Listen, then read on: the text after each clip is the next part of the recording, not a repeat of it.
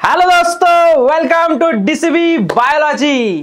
मी आधी भैया तुमच्या सगळ्यांचं स्वागत करतो। मित्रांनो, आपण स्टार्ट केलेला होता 10वीचा तिसरा chapter life processes and living organism, life processes in living organism part 2। त्याच्यामध्ये आपण असेक्शुअल रिप्रोडक्शन युनिसेल्युलर आणि मल्टीसेल्युलर दोन्हीमध्ये कंप्लीट केलं होतं, बघितलं होतं की कशा प्रकारे युनिसेल्युलर ऑर्गॅनिझम मध्ये असेक्शुअल रिप्रोडक्शन होतं आणि मल्टीसेल्युलर ऑर्गॅनिझम मध्ये कशा प्रकारे असेक्शुअल रिप्रोडक्शन होतं। आज आपण बघणार होतो म्हणजे sexual reproduction in flowering plants आपण याच्या आधीच्या लेक्चर मध्ये कंप्लीट केलं होतं। ते जर तुम्ही केलं नसेल तर ते आधी जाऊन कंप्लीट करा, कारण की या चॅप्टर मध्ये रिप्रोडक्शन हा जो मेन टॉपिक आहे त्याच्यामध्ये मग असेक्शुअल असू द्या किंवा सेक्शुअल मध्ये फ्लॉवरिंग आणि ह्यूमन दोन्ही असू द्या, दोन्ही सुद्धा तेवढेच इम्पॉर्टंट आहे। कशावर क्वेश्चन पडेल सांगता येत नाही, बरोबर आहे की नाही? त्याच्यामुळे तिन्हीला पण इम्पॉर्टन्स द्या। आधीच्या लेक्चर मध्ये असेक्शुअल रिप्रोडक्शन मध्ये आपण बघितले होते की जे युनिसेल्युलर ऑर्गॅनिझम आहे त्याच्यामध्ये तीन प्रकारे होतं, बरोबर आहे? ते तीन टाइप्स कोणते आहे मला ते सांगायचं आहे। त्याच्यावरती क्वेश्चन सुद्धा विचारला गेलेला आहे तुम्हाला प्रिव्हियस इयरला, बरोबर आहे का नाही? आता त्याच्यानंतर आपण बघितलं होतं की मल्टीसेल्युलर ऑर्गॅनिझम मध्ये 5 बघितले होते: fragmentation, regeneration, budding, vegetative propagation आणि पाचवं कोणतं होतं? चला पाचवं कोणतं होतं सांगा पटकन कमेंट मध्ये। आणि त्याच्यानंतर फ्लॉवरिंग प्लांट्स मधलं सेक्शुअल रिप्रोडक्शन आपण कंप्लीट केलं होतं। आता मेन तुमचा सगळ्यात फेवरेट टॉपिक जो आहे, जे तुम्ही फ्लॉवरिंग प्लांट्स मध्ये मिस करत होते, ते म्हणजे आता sexual reproduction in human beings. मित्रांनो, ह्यूमन बीइंग्स मध्ये सगळ्यात मेन तुम्ही जसं समजताय याच्यामध्ये तसं काही आपल्याला शिकायचं नाहीये, बरोबर आहे की नाही? त्याच्यामुळे स्वतःला प्रिपेअर बनवून ठेवा की उगा एक्सपेक्टेशन हाय ठेवू नका जास्त, पण तरी सुद्धा आपण एक तुम्हाला चांगलं समजण्यासाठी जेवढं देता येईल तेवढा जास्त प्रयत्न करू, बरोबर आहे की नाही? तुम्हाला रिअलिस्टिक वाटलं पाहिजे, पण या चॅप्टर मध्ये नको ते रिअलिस्टिक, बरोबर आहे की नाही? आपण दुसऱ्या चॅप्टर मध्ये अप्लाय करू ते। कसं आहे बघा, सेक्शुअल रिप्रोडक्शन करण्यासाठी सगळ्यात पहिले आपण बघितलं होतं स्टार्टिंग पासून असेक्शुअल पासून तर सेक्शुअल पर्यंत बघितलंय, फ्लॉवरिंग प्लांट्स पर्यंत गॅमेट्स फॉर्मेशन इम्पॉर्टंट आहे। काय म्हणलं मी? गॅमेट फॉर्मेशन होणं इम्पॉर्टंट आहे। आता ते आपण बघितलं होतं सेल डिव्हिजन मध्ये डायरेक्ट मायटोसिस जी प्रोसेस आहे आपली त्याच्या थ्रू होतं। त्याच्यानंतर जे जर्म सेल्स आहे, आता इथं ह्यूमन बीइंग्स बद्दल विचारलंय तर त्याच्यामुळे आपल्याला काय जर्म सेल्स थ्रू आपल्याला गॅमेट फॉर्मेशन करायचं आहे, आणि ते कसं होणार? ते होणार मिओसिस थ्रू। आता मिओसिस मध्ये आपल्याला माहिती आहे की जो डिप्लॉइड क्रोमोझोम नंबर आहे आपला, जी डिप्लॉइड सेल आहे त्याची काय होणार? हॅप्लॉइड होणार, बरोबर आहे? म्हणजे क्रोमोझोम नंबर काय होणार? Reduce to half. आलं लक्षात? याच्यासाठी मिओसिस होणं गरजेचं आहे। आता मिओसिस होणार जर्म सेल्स मध्ये, आणि ते मिओसिस झाल्यानंतर दोन गॅमेट फॉर्मेशन होणार, म्हणजे एक मेल गॅमेट होणार आणि एक फिमेल गॅमेट होणार। आता एकाच ठिकाणी होणार का? ते नाही। आपण फ्लॉवरिंग प्लांट्स मध्ये बघितलं होतं बायसेक्शुअल, युनिसेक्शुअल, तसं आपल्यामध्ये कसं आहे की मेल गॅमेट मेल मध्ये फॉर्म होणार आणि फिमेल गॅमेट फिमेल मध्ये फॉर्म होणार। आलं लक्षात? त्याच्यासाठी काय असतं, त्याच्यासाठी थोडेसे काहीतरी आता बेसिक रूल आपल्याला माहिती पाहिजे की जे आपण गॅमेट काय म्हणतात त्याला, गॅमेटचं युनियन जे करतो आपण, जेव्हा आपण म्हणतो की फर्टिलायझेशन झालंय, तर फर्टिलायझेशन होण्यासाठी मित्रांनो ते दोन गॅमेट एकत्र येणं इम्पॉर्टंट आहे, बरोबर की नाही? आणि जेव्हा ते दोन गॅमेट एकत्र आले, आता सगळ्यात पहिले जे फिमेल गॅमेट आहे ते कशातून बाहेर पडणार? तर त्याच्यासाठी तुम्हाला फिमेल रिप्रोडक्टिव्ह स्ट्रक्चर शिकणं महत्वाचं आहे। त्याच्यानंतर मेल गॅमेट जो आहे आपला, तो मेल गॅमेट कशा प्रकारे बाहेर पडणार त्याच्यासाठी तुम्हाला मेल रिप्रोडक्टिव्ह सिस्टीम बघणं इम्पॉर्टंट आहे, बरोबर नाही? आता जेव्हा तुम्ही हायर क्लासेसला जाणार किंवा नीटचा अभ्यास करणार, ज्यांना डॉक्टर बनायचं आहे, बरोबर नाही, 11-12ला तुम्हाला हे थोडंसं डिटेलमध्ये शिकावं लागेल, आणि जेव्हा तुम्ही MBBS किंवा अदर ज्या आपल्या मेडिकल फील्ड त्याच्यामध्ये जाणार तेव्हा तुम्हाला डिटेलमध्ये या गोष्टी शिकायच्या आहे, बरोबर आहे का नाही? तर अशा प्रकारे तुम्हाला ते शिकायचं आहे। सध्या आपल्याला बेसिक नॉलेज माहिती पाहिजे की मेल रिप्रोडक्टिव्ह सिस्टीम कशी असते आणि फिमेल कशी असते। आता एक फर्टिलायझेशन साठी एक बेसिक रूल आहे की दोन गॅमेटचं फ्युजन झालं पाहिजे, बरोबर की नाही? ते एकत्र आल्यावरच काय होणार? न्यू झायगोट तयार होणार, आणि झायगोट पासून एम्ब्रिओ आणि एम्ब्रिओ पासून न्यू स्पेसिस। आलं लक्षात? तर sexual reproduction in human beings मध्ये आपण बघितलं होतं की ज्यांचे क्रोमोझोम XX आहे त्यांना काय म्हणलेलं आहे? वुमन, बरोबर की नाही? म्हणजे क्रोमोझोमच्या ज्या पेअर असतात आपल्या 46 इंडिव्हिज्युअल जे क्रोमोझोम असते, आणि पेअर मध्ये किती? 23, त्यातली 1 पेअर ही कशी असते? सेक्स क्रोमोझोमची असते। कशी असते? सेक्स क्रोमोझोमची। आणि बाकीच्या 22 जे ते 22 पेअर या ऑटोझोम्स असतात। आता ऑटोझोम्स म्हणजे काय? ऑटोझोम्स माहिती पाहिजे तुम्हाला सगळ्यांना। ऑटोझोम्स किती असतात? 22, आणि सेक्स क्रोमोझोमची पेअर किती असते? 1 असते। म्हणजे विचार करा तुम्ही, असं ही अशी पेअर काढली तुम्ही, बरोबर आहे की नाही? या अशा पेअर काढल्या, आता ह्या किती काढायच्या तुम्हाला? 22। ओके, याच्यावरती आपण बघितलं तर क्रोमोझोम वरती काय असतो? क्रोमोझोम वरती असतो डीएनए, डीएनएच्या सेगमेंटला जीन म्हणतो आपण, बरोबर नाही? मग त्याच्या याच्यावरून तुमचे कॅरेक्टर्स ठरले जातात. काय कॅरेक्टर? पण तुमचं जेंडर कशावरून ठरवलं जातं? एक अशी पेअर असते साईडला तुमची, बरोबर नाही, या क्रोमोझोमची, याच्यावरून तुमचं काय ठरलं जातं? जेंडर. याच्यावरून काय? तुमचे कॅरेक्टर्स. आपण बघितलं होतं ना, क्रोमोझोम मध्ये डीएनए असतात, डीएनएच्या सेगमेंटला काय म्हणतो आपण? जीन्स म्हणतो. हे कुठं बघितलं होतं आपण? पहिल्या चॅप्टर मध्ये. आणि हा जो आहे हे काय तुमचे जेंडर. काय डिसाइड करतं? जेंडर. ओके. आता हे जेंडर कसं डिसाइड होणार?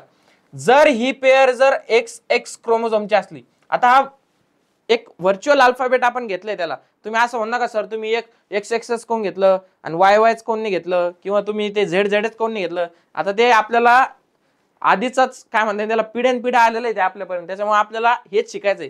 त्याच्यामुळे त्याच्यावर डोकं लावण्यात टाइम वेस्ट नका करू. हे बघा, एक्स एक्स असलं तर काय? वुमेन. ओ सर तुम्ही जास्त एक्स एक्स करू नका, माझ्या एक्सची आठवण येईल मला, बरोबर आहे का नाही? एक्सची आठवण इथं येऊ देऊ नको, कारण की पेपरला टायमिंग लय कमी बाकी आहे. त्याच्यामुळे फक्त कॉन्सन्ट्रेशन सध्या अभ्यासावर ठेवू. एक्स आता ते दिलंय आपल्याला म्हणून एक्स म्हणावं लागतंय, नाही तर मला पण काही चांगलं वाटत नाही एक्स म्हणावं म्हणून, बरोबर नाही? बरं, हे काय एक्स एक्स? एक्स म्हणजे काय? वुमेन. हे बघा काय? वुमेन. एक्स एक्स क्रोमोझोम वाली वुमेन. आणि जर हे काय असलं, एक्स वाय असलं तर काय झालं? हे मेन. हे बघा, वुमेन. आणि हे काय? मेन साठी. आलं लक्षात? म्हणजे एक गोष्ट तुम्ही ऑब्झर्व केली का, की या एक्स एक्स मध्ये काय म्हणलं मी? एक्स एक्स मध्ये एक्स आहे, आणि या एक्स वाय मध्ये पण एक्स आहे. म्हणजे एक्स जो आहे ना, हा एक्स एक्स हा कॉमन आहे वुमेन मध्ये पण आणि मेन्स मध्ये पण. आलं लक्षात? क्रोमोझोम मध्ये म्हणतोय एक्स काय आहे? कॉमन आहे दोघांमध्ये. फक्त चेंज कुठं आलाय? इथं डबल एक्स आहे आणि इथं काय आहे? एका एक्सच्या जागी वाय. म्हणजे हे डिफरंट काय आहे? मेलच आहे. मग आता एक लॉजिक कळलं का तुम्हाला, की जेव्हा आपण काय म्हणतो की ना दोन गॅमेटचं जेव्हा फ्युजन होणार तेव्हा फर्टिलायझेशन प्रोसेस होणार, बरोबर आहे की नाही? एकत्र येणार तेव्हा. म्हणजेच काय की आपण बघितलं हॅप्लॉइड कंटेंट आला पाहिजे, बरोबर नाही? हा काय आहे? समजा हा डिप्लॉइड आहे, हा डिप्लॉइड आहे. ओके.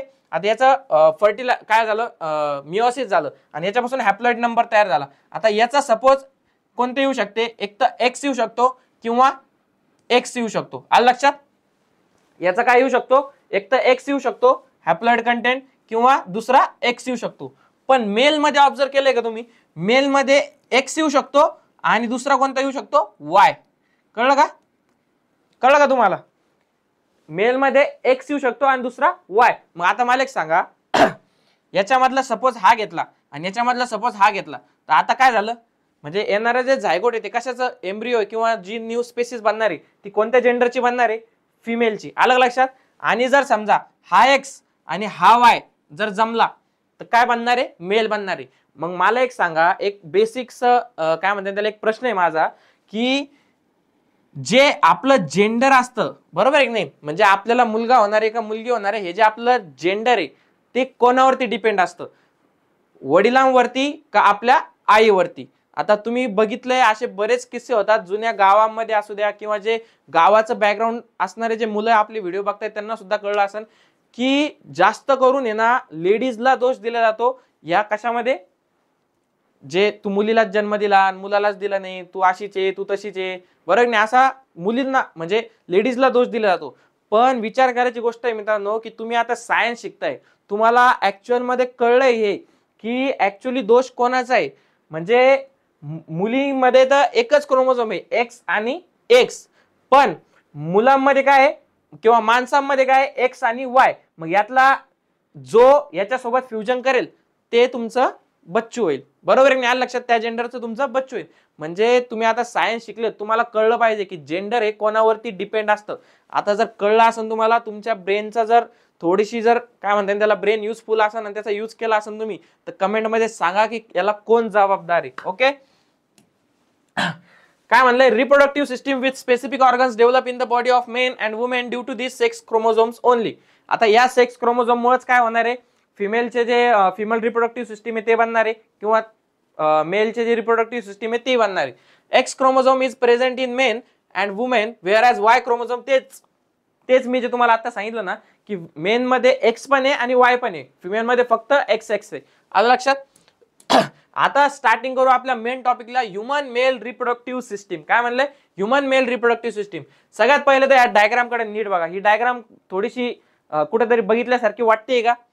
ही डायग्राम बघा, सगळ्यांनी नीट बघा. दिसते का? मोठी करू का थोडीशी? चला तुमच्यासाठी तेवढं करू आपण. दिसतीये? हे कसं आहे माहिती का? हे स्ट्रक्चर जे आहे ना तुमचं, हे स्ट्रक्चर आतलं स्ट्रक्चर आहे तुमचं. काय म्हणलंय मी? आतलं. बाहेरून जे दिसतंय ना आपल्याला तसं. आता कसं आहे माहिती का? हे बघा, याला जर मी तुम्हाला वरून काढून दाखवलं, कसं आहे, आपल्याला लाजायचं नाही. सायन्स शिकायचं असलं ना तर लाज बाजूला सोडून द्यायची. कारण की मुली असू किंवा मुलं असू, किंवा तुम्ही जर मेडिकल कॉलेजला जाशाल उद्या किंवा डॉक्टर बनणार, तर तेव्हा तुम्हाला या ऍक्च्युअल गोष्टींना टच करावं लागतं, या गोष्टींवरती डायसेक्शन करावं लागतं, या गोष्टींचे बघावं लागतं, एक एक अॅनाटॉमी शिकावं लागते. बरोबर आहे? आता हे बघा, हे स्ट्रक्चर कसं असतं? हे स्क्रोटम दिसतंय तुम्हाला दोन, बरोबर आहे? म्हणजे स्क्रोटम नाही, टेस्टिस दिसतंय तुम्हाला, बरोबर आहे? ही अशी आपलं स्क्रोटम असतं, बरोबर आहे? हे काय असतं आपलं? स्क्रोटम म्हणजे पिशवी, दोन थाईसच्या मधली, बरोबर आहे? आलं लक्षात? दिसतंय याला. याच्यानंतर काय असतं? याच्यानंतर इथून आहे ना आपलं हे ग्लान्स पेनिसचा भाग असतो, आणि हे असतं पेनिस. ओके? आणि इथून काय येतं? समजा आपलं जे पण स्पर्म असू द्या किंवा युरिनेशन असू द्या, कुठून होतं? या पार्ट मधून, बरोबर आहे? युरेथ्रा. आलं लक्षात? हे असतं स्क्रोटम आणि याचा भाग असतो, बरोबर? आलं लक्षात? आता याच्या आतलं आपण बघतोय, बरोबर आहे? याचं काय बघतोय? आतलं. हे मी बाहेरचं स्ट्रक्चर काढून दाखवलं तुम्हाला, जर स्किन जर याला लावली असते आपण तर. पण आता काय शिकायचंय आपल्याला? आतलं स्ट्रक्चर शिकायचंय. आता सगळ्यात पहिले mail reproductive system of human consist various ducts and glands.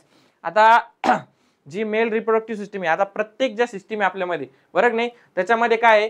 त्याच्यामध्ये डक्ट्स आहे, ग्लँड्स आहेत, बरोबर आहे? ग्लँड्सचं सिक्रेशन असू द्या किंवा डक्ट जे आहे त्या डक्ट मधून हार्मोन पास होतात, बरोबर नाही? ज्याला आपण जे विदाऊट डक्ट होता त्याला आपण डक्टलेस हार्मोन म्हणतो, किंवा जे डक्टने होता, बरोबर आहे? आलं लक्षात? Testis are represent in the scrotum. काय सांगितलं होतं मी तुम्हाला? काय काढून दाखवलं होतं आता? हे बघा, अशी पिशवी काढून दाखवली होती ना आपण आपल्या दोन्ही थाईसच्या मध्ये, बरोबर आहे? बिलो द ऍब्डोमिनल कॅव्हिटी काय असतं? असं लोंबकळता भाग असतो बघा, ते काय असतात? स्क्रोटम सॅक असते. काय असते? Scrotum sac. आता स्क्रोटम सॅक जे असते ना, स्क्रोटम सॅक म्हणजे काय? एक प्रकारची एक थैली, तुमची पिशवी, बरोबर आहे? हिला मुद्दामून बॉडीच्या बाहेर काढलेले. कशामुळं? कारण की जे टेस्टिस मध्ये आपले स्पर्म बनणार आहे, त्या स्पर्मला बनण्यासाठी जे टेम्परेचर लागतं, काय म्हणलं मी? त्या स्पर्मला बनण्यासाठी जे टेम्परेचर लागतं ते आपल्या बॉडीचं टेम्परेचर हाय आहे त्याच्या तुलनेत. म्हणजे आपल्या बॉडीचं टेम्परेचर किती आहे? 37 डिग्री, बरोबर आहे? आता ते 37 डिग्री हाय आहे त्यासाठी. मग तो काय करतो? बॉडी ऍब्डोमिनल कॅव्हिटी मध्ये नाही राहू शकत, म्हणून ते याशी सॅक बनवलेली. आता या सॅक मध्ये या टेस्टिस असतात. आता याच्यामध्ये काय होतं? बाहेरचं जे आपलं टेम्परेचर आहे, काय म्हणलं मी? बाहेरचं जे टेम्परेचर आहे त्याच्यानुसार त्या सॅक ऍडजस्ट करतात त्या टेस्टिसला. जर बाहेरचं टेम्परेचर आपल्या बॉडीच्या टेम्परेचर पेक्षा जास्त असेल तर त्या मध्ये जातात बॉडीच्या. ओके? या सॅक कशा होतात? मध्ये कॉन्सन्ट्रेट होतात. आणि जर बाहेर थंडी असली ना आपल्या बॉडीचं 37 जे टेम्परेचर त्याच्यापेक्षा कमी टेम्परेचर असलं तर त्या काय होतात? लूज होतात, खाली पडतात. आलं लक्षात? म्हणजे मेन मोटिव्ह काय यांचं? की टेस्टिसला सुरक्षित ठेवणं आणि त्याच्यामध्ये जे स्पर्म प्रोडक्शन होणार आहे त्याच्यासाठी टेम्परेचर मेंटेन करणं. Okay? Germinal epithelium present in the tubules of meiosis to produce, काय सांगितलंय? To produce sperms. Those sperms are sent forward through various tubules. Sequence of this tubule is as a rate testis, vas deferens, epididymis, vas deferens, ejaculatory duct and urogenital tract. As the sperms are pushed forwards from one duct to next, they become mature and able to fertilize the ovum. आता इकडे या, simple लक्षात. एवढा paragraph वाचला तुम्ही. चला आता बघू आपण या पॅराग्राफ मध्ये काय सांगितलंय. एक डायग्राम मधून जर शिकले ना तुम्ही सायन्स, तर एकदम म्हणजे एकदम पक्क डोक्यात बसेल तुमच्या. हे बघा, आपण म्हणलं ह्या दोन ज्या टेस्टिस आहे या कशामध्ये? स्क्रोटम सॅक मध्ये, बरोबर आहे? आलं लक्षात? आता या टेस्टिस मध्ये काय बनवायचं आपल्याला? स्पर्म बनवायचंय. त्या स्पर्म मध्ये काय असतात? आपले मेल गॅमेट्स असतात. आता हे स्पर्म जे ते स्पर्मला आपण म्हणलं बनायसाठी जे टेम्परेचर लागतं ते हे स्क्रोटम सॅक ऍडजस्ट करत असते. ओके? आता सपोज असं समजा की स्पर्म बनलंय आपलं, काय म्हणलं? स्पर्म बनलं. आता हे कुठं बनणार? आपल्या ज्या टेस्टिस आहे, काय आपल्याकडं? टेस्टिस. त्या टेस्टिसच्या मध्ये सेमिनिफेरस ट्युब्युल्स असतात. आता त्याच्या संख्येकडे जाऊ नका तुम्ही, ते भरपूर संख्येच्या असतात, बरोबर आहे? अशा प्रकारच्या मिलियन्स मध्ये असतात ते. ओके? Seminiferous tubules. त्याच्यामध्ये काय बनणार आहे आपलं? स्पर्म बनणार आहे. आता त्या ट्युब्युल्स मध्ये स्पर्म बनल्यानंतर काय म्हणलं मी, ट्युब्युल्स मध्ये स्पर्म बनल्यानंतर ते काय होणार, ते पडणार, बाहेर पडणार. आता इथं पण सेम असं ते काय पडणार, बाहेर पडणार. ओके, आता ते बाहेर कुठे जाणार, हे स्क्रोटम तर बघितलं आपण. हे सगळ्यात पहिलं काय आहे, इपिडिडायमिस, हे जे कव्हर केलेलं आहे. आता किडनी पण बघतो आपण, किडनी पण कशी असते, अशी असते, याच्यावरती काय असते, अशी टोपी असते, बरोबर आहे. ऍड्रेनल ग्लँड म्हणतो आपण त्याला, आलं लक्षात. तर तशा प्रकारची याला पण काय आहे, टोपी कव्हरिंग, त्याला आपण काय म्हणतो, इपिडिडायमिस. काय म्हणतो, इपिडिडायमिस. ओके, इपिडिडायमिस नंतर काय म्हणलंय, इपिडिडायमिस नंतर तो स्पर्म कुठे जाणार, इपिडिडायमिस मधून या, हे ट्रॅक्ट दिसतोय का तुम्हाला, हा ट्रॅक्ट, बरोबर आहे, या ट्रॅक्ट मध्ये जाणार, बरोबर आहे. आता ह्या ट्रॅक्ट मधून असा गेल्यानंतर हे वर काय आहे तुमचं, हे तुमचं युरिनरी ब्लॅडर. काय आहे, युरिनरी ब्लॅडर. पण तो तिथे जाणार आहे का युरिनरी ब्लॅडर मध्ये, नाही. तो ह्या ट्रॅकनी असा येऊन असा आणि मग तुमच्या युरेथ्रा मधून बाहेर पडणार, आलं लक्षात. म्हणजे आपलं जे युरिनेशनचा ट्रॅक्ट आहे, तो युरिनरी ब्लॅडर मध्ये जे आपण युरिन स्टोअर करतो तो आणि स्पर्म जे स्टोअर करतो ते दोन्ही सुद्धा सेपरेट आहे, वेगळं वेगळं आहे, आलं लक्षात. हा बेसिक तुम्हाला माहिती पाहिजे, नाही तर बऱ्याच जणांना वाटतं की युरिनरी ब्लॅडर मधूनच स्पर्म बाहेर पडतात का, तसं नाहीये. दोन्ही वेगळा वेगळा ट्रॅक्ट आहे, आलं लक्षात. आता ह्या युरिनरी ब्लॅडर मधून युरिनेशन होणार, शेवटी ते युरिथ्राकडे जाणार किंवा युरिनरी ट्रॅक्ट कडे, युरोजेनायटल डक्ट कडे जाणार, आलं लक्षात. आणि जो आपला स्पर्म बनणार आहे तो सुद्धा कुठे जाणार, युरोजेनायटल डक्ट मध्ये. पण याचा पाथवे वेगळा आणि याचा पाथवे वेगळा. याचा पाथवे कुठून चालू होतो, किडनी पासून. याचा पाथवे कुठून चालू होतोय, टेस्टिस पासून. टेस्टिस पासून इपिडिडायमिस कडे, इपिडिडायमिस कडून वासा डिफरन्स कडून कुठं, मग ह्या युरोजेनायटल ट्रॅक्ट कडे. याच्यामध्ये आता कुठं कुठं काय काय मिक्स होणार त्याच्यामध्ये किंवा कोणत्या कोणत्या गोष्टी थ्रू जावं लागणार आहे, त्याचा सिक्वेन्स म्हणजे तुम्हाला काय लक्षात ठेवायचा आहे, आपल्या ज्या बुक मध्ये दिलेला आहे. ओके, आता बुक मध्ये तुम्हाला सिक्वेन्स काय दिलाय, रेटेड टेस्टिस. आता रेटेड टेस्टिस कुठं असतं, या टेस्टिस मध्ये. कुठं, हे टेस्टिस दिसतंय ना, जे सेमिनिफेरस ट्युब्युल्स अटॅच होता का, ते कुठे जाता, रेटेड टेस्टिस कडे. रेटेड टेस्टिस कडे नंतर वास इफरन्स. वास इफरन्स नंतर काय, आता हे इपिडिडायमिस आहे का. सगळ्यात पहिले तुम्हाला काय करू माहिती का, आपण टेस्टिस मधलं स्ट्रक्चर दाखवू, म्हणजे काय होईल, तुम्हाला अंडरस्टँडिंग होईल चांगली. कारण याच्यामध्ये डायरेक्ट इपिडिडायमिस दाखवलेले, बरोबर आहे. आता ही आहे तुमची टेस्टिस. काय आहे, ही तुमची टेस्टिस आहे. ओके, आलं लक्षात, ही काय तुमची टेस्टिस. आता मी तुम्हाला काय सांगितलं होतं की याच्यामध्ये काय आहे, याच्यामध्ये तुमचे सेमिनिफेरस ट्युब्युल्स आहे. ओके, या असे काय तुमचे सेमिनिफेरस ट्युब्युल्स आहे. ओके, किडनीचं पण सेम होतं का, किडनीचं पण सेम आहे, आलं लक्षात. आता याच्या हा जो भाग आहे ना, हा भाग आहे तुमचा रेटेड टेस्टिस वाला. कोणता, रेटेड टेस्टिस वाला, आलं लक्षात. आता याच्यामध्ये होणार काय आहे, जे तुमचा स्पर्म बनणार आहे कुठं, या सेमिनिफेरस ट्युब्युल्स मध्ये, हे रेटेड टेस्टिस मध्ये जाणार, बरोबर आहे. हे तुमचं रेटेड टेस्टिस आहे, जिथं सेमिनिफेरस ट्युब्युल्स एकत्र येतात, बरोबर आहे, आलं लक्षात. आता इथून कुठे जाणार ते, इथून कुठे जाणार, इथून जाणार ते वास. काय म्हणलंय, वास एफरन्स. काय शब्द आलाय, हे बघा, वास एफरन्स. वास एफरन्स इथून कुठे जाणार, वास एफरन्स कडे. ही काय तुमची वास एफरन्स. कोणती डक्ट आहे, वास एफरन्स. याच्यानंतर ते वास एफरन्स मधून कुठे जाणार, ते जाणार आपलं इपिडिडायमिस कडे, आलं लक्षात. हे काय तुमचं इपिडिडायमिस. ओके, म्हणजे आलं का टेस्टिस मधलं स्ट्रक्चर लक्षात. सगळ्यात पहिले सेमिनिफेरस ट्युब्युल, तिथून रेटेड टेस्टिस, तिथून कुठे जाणार, वास इफरन्स कडे आणि मग इपिडिडायमिस कडे. आता वास इफरन्स आणि वास डिफरन्स यातलं कोणतं आधी, हे कसं लक्षात ठेवायचं, अल्फाबेट मध्ये जो अल्फाबेट आहे तो जो शेवटी येतो ना, तो आधी. म्हणजे ABCDE, डी च्या नंतर ई येतं, मग आधी काय, ई, वास एफरन्स. काय आधी, वास एफरन्स. आणि जे नंतर येतं डी, ते कुठं मग, हे बघा, इपिडिडायमिस मधून कुठं, वास डिफरन्स. कुठं, वास डिफरन्स. वास डिफरन्स नंतर इजॅक्युलेटरी डक्ट. आता इजॅक्युलेटरी डक्ट जी असते ती काय असती, जेव्हा तुमचे काय म्हणतात त्याला, इथं ग्लँड असतात बघा, हे सेमिनल व्हेसिकल्स दिसत आहेत ब्लू. या सेमिनल व्हेसिकल्स, या टेस्टिस मधून येणारे स्पर्म या सेमिनल व्हेसिकल्स मधून सिक्रेट होणारे त्याचं जे सिक्रेशन आहे ते दोन्ही काय कॅरी करतं, इजॅक्युलेटरी डक्ट करतात. काय कॅरी करतात, हे दिसतंय का तुम्हाला, हे इजॅक्युलेटरी डक्ट, आलं लक्षात. मग इथून स्पर्म कुठे जातं, युरिजेनायटल डक्ट मध्ये. हे तुमचं युरिनोजेनायटल डक्ट, आलं लक्षात. असा तुमचा सिक्वेन्स आहे. आता तुम्हाला सांगितलं होतं कसं लक्षात ठेवायचा. सगळ्यात पहिले रेटेड टेस्टिस, जे तुमचं सेमिनिफेरस ट्युब्युल एकत्र येऊन बनणार आहे, बरोबर आहे. रेडियल टेस्टिस नंतर वास एफरन्स, जे अल्फाबेट नंतर आहे ते आधी वास एफरन्स, वास एफरन्स मधून इपिडिडायमिस, इपिडिडायमिस मधून कुठं वास डिफरन्स, आणि वास डिफरन्स नंतर इजॅक्युलेटरी डक्ट, ज्याच्यामध्ये सेमिनल वेसिकलचा कंटेंट आणि स्पर्म दोघं एकत्र राहतील, आणि युरिनोजेनायटल डक्ट. अशा प्रकारचा सिक्वेन्स तुम्हाला तुमच्या टेक्स्टबुक मध्ये दिलेला आहे, त्याच्यावरती सुद्धा क्वेश्चन तुम्हाला विचारू शकतात, तो लक्षात ठेवायचा आहे. ओके, या डायग्राम मध्ये दुसरं कायच आहे बघण्यासारखं, एवढंच तर लक्षात ठेवायची गोष्टी. फक्त याच्यामध्ये कोणत्या कोणत्या ग्लँड असतात, कोणत्या कोणत्या नाही ते लक्षात ठेवायचं. या दोन ज्या दिसत आहेत तुम्हाला, या काय तुमच्या सेमिनल वेसिकल, काय आहेत सेमिनल वेसिकल ग्लँड, आणि ही जी मागची ही दिसतीये याला अटॅच युरिनरी ब्लॅडरच्या बॅक साईडला ही दिसते का, ही कोणती आहे प्रोस्टेट ग्लँड. डायग्राम वर फोकस करायचा आहे, काय म्हणलंय डायग्राम वर फोकस करायचा आहे, डायग्राम वर क्वेश्चन येऊ शकतो. ओके, आजकाल कसं आहे ऍक्टिव्हिटी बेस्ड जास्त झालाय सिलेबस, त्याच्यामुळं त्यांचं म्हणणं आहे की तुम्हाला फ्युचरमध्ये जर आता जगायचं आहे तर ऍक्टिव्ह मुलं पाहिजे त्यांना. मग तुमच्यासारखे असे जुन्या काळातले नुसते थेरी वाचणारे पोरं चालतील का, नाही, ऍक्टिव्हिटी बेस्ड म्हणजे डायग्राम बेस्ड क्वेश्चन तुम्हाला येण्याची जास्त शक्यता आहे. आलं लक्षात, या डायग्रामला नीट पाठ करायचे.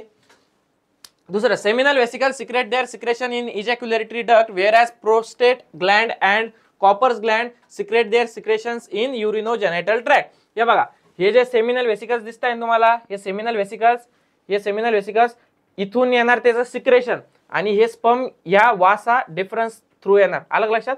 मग हे दोघं इथं काय होणार, या कॉमन पॉइंटला एकत्र येणार, आणि याच्या पुढे जे इजॅक्युलेटरी डक्ट आहे त्या इजॅक्युलेटरी डक्ट मध्ये काय राहणार मग सेमिनल वेसिकलचं सिक्रेशन आणि येणारे आपले स्पर्म. अलग लक्षात, सेमिनल वेसिकलचं. आता जे आपलं हे मी सांगितलं तुम्हाला प्रोस्टेट ग्लँड, कोणती प्रोस्टेट ग्लँड, आणि इथंच काय असते हे बघा, ही दिसते का तुम्हाला, ही काय आहे कॉपर्स ग्लँड, कोणती कॉपर्स ग्लँड. याचं सिक्रेशन कुठं, हे जे युरिनोजेनायटल डक्ट दिसतंय तुम्हाला, याचं सिक्रेशन या दोन्ही ग्लँडचं प्रोस्टेट आणि कॉपर्सचं युरिनोजेनायटल डक्ट मध्ये सिक्रेशन त्यांच्या दोघांचं होणार, आणि सेमिनल वेसिकलचं कुठं होणार, या वासा डिफरन्स मध्ये स्पर्म सोबत, जे की पुढे जाऊन इजॅक्युलेटरी डक्ट बनणार. अलग लक्षात.